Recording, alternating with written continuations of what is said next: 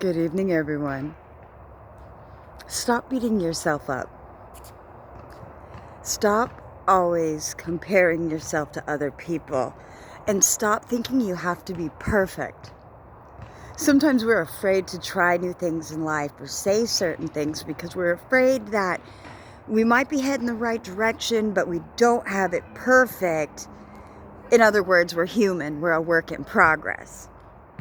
And so sometimes we'll hold back our thoughts, our talents, our usefulness, because we don't think we've totally perfected it.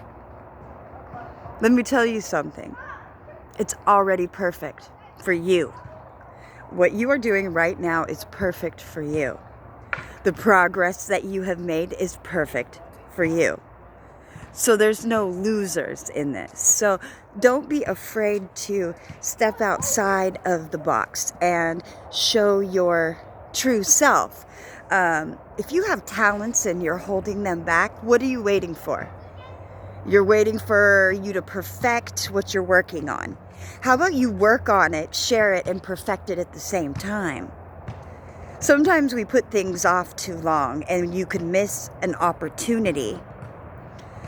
Sometimes you ruminate on an idea of what you want in your head. You develop a plan, and then when the physical opportunity manifests itself and you are afraid because you think, wait, I haven't perfected it.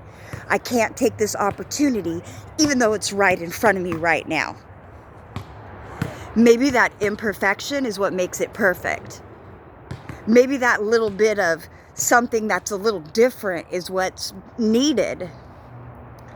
Don't be afraid to learn and grow in the process. Work on things, create the things in your life that you want, and perfect them as you go.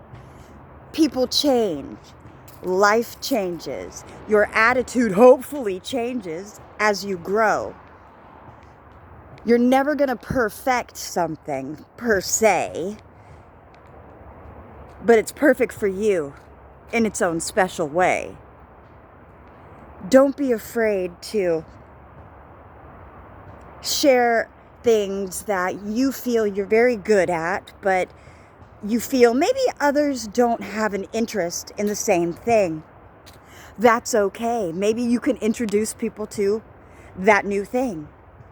Or maybe the niche of people that like the same thing as you are going to manifest in your life because you've presented an opportunity to all come together. So there's so many things out there. Sorry about the line here on the phone, but as you know, I have a crack in my phone because I dropped it while I was out grocery shopping. So until I get a new one, we kind of have to deal with the light. A shadow worker working in the light, but that's okay. That's okay. Shadow work does come to light, right? Because after you've done the deeper shadow work and dealt with any issues, unresolved traumas, mental things that you have that are blocking you, once you get rid of that, you're back in the light, right? So as you grow, you shed your old beliefs, like you shed your old systems, the things you used to do that no longer benefit you, you leave them in the past, right? So as you're doing that and shedding off the old, and you're allowing the new you to develop and transform into your perfection, not everybody else's perfection. I think even my stutter is part of my perfection. Imperfection. See, none of us are perfect. We all have unique flaws. We all have unique qualities and characteristics, good and bad. But that uniqueness is what makes you you. So my stutter that I occasionally have when I get nervous, I'm like, all right, that's all right. I could deal with it. It used to really prevent me from a lot of things because one thing I hate is reading out loud. I despise reading out loud. And as you notice on here, I do a lot of that. I do a lot of reading out loud of articles, and I stutter because I'm nervous, but I'm doing it. Why am I doing it? I'm facing my own fears. What are some of my fears? That other people will judge me based on my whatever. So I'm putting some of those flaws out there and working on them so that I can fix them. I don't like the stutter when I get nervous, so therefore I need to learn to calm myself. It's not a stutter because of a mental imbalance per se. It's a spiritual thing where when I get nervous, I'll start doing that, you know? So I have to learn to calm myself. And part of that is knowledge of self, having faith and trust in yourself, and knowing when you speak, you stand by your word. You're not double-minded.